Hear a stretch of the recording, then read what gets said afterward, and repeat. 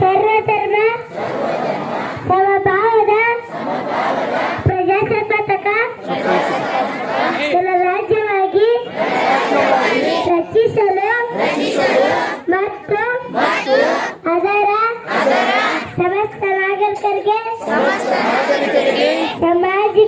ಸಾಮಾಜಿಕ ಆರ್ಥಿಕ ಮತ್ತು ರಾಜಕೀಯ ನ್ಯಾಯ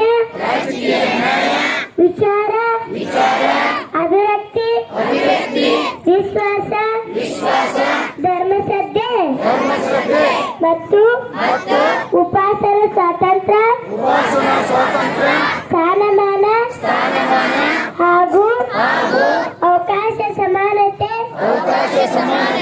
ದೊರೆಯುವಂತೆ ಮಾಡಲು ಮತ್ತು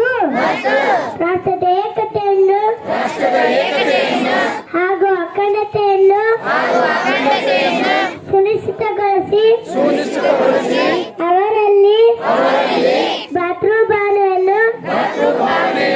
ವೃದ್ಧಿಗೊಳಿಸಲು ಶ್ರದ್ಧಾಪೂರ್ವಕ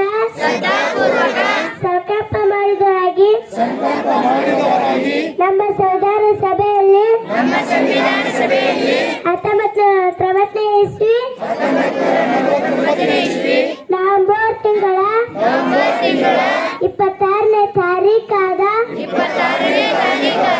ಈ ದಿವಸ ಈ ಮೂಲಕ